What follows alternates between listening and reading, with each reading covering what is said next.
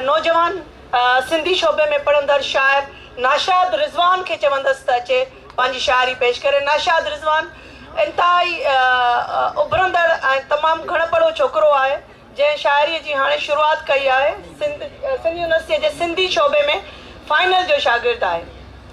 नाशाद रिज़वान खे गुज़ारिश आहे त अचे ऐं पंहिंजी शाइरी पेश करे। अयास जे हिननि सुठुनि सां त राति तारनि भरे उभ हेठां न सुम, राति तारनि भरे उभ हेठां न सुम, सितारा ॾिसी यादि ईंदई सॼणु।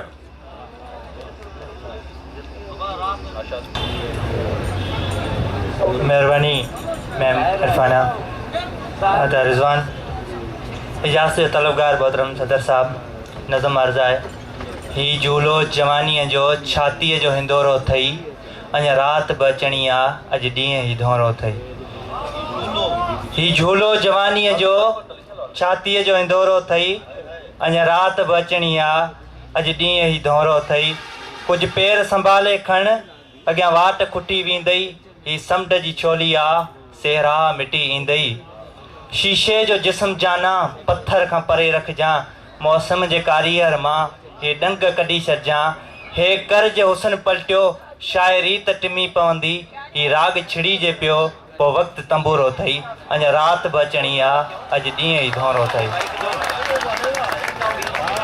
खिज़ान अची कड़के वारनि जी बहारनि ते, खिज़ान अची कड़के वारनि जी बहारनि ते, ॾिस शामन ज़ख़्मी थे तलवार निहारनि ते। तुंहिंजे ई बदन मां जा ख़ुशबू ई चरी निकिती, वनवास करे सभु विया धरती थी ॻरी निकिती। तख़लीक़ ख़ुदा जी आहे तसवर त मुंहिंजो आई, गुल कोन पची विया आहिनि बि तरस ई ॾोरो अथई। अॼु ॻोठ सुम्हारे पोइ मूं सां त मिलणु अचिजांइ, सभु कोल ॿारे पंहिंजा मूं सां त टुटणु अचिजांइ। अधु राति सनाटे खे ओछंगार न टोड़े का, कुझु ख़्यालु कजांइ सुहिणी दरिया न ॿोड़े का। मोहबत जे जनाज़े जा कांधी त ॿई था थियूं, इहा हीर विछोड़े जी ऐं टाणो वाहेरो अथई।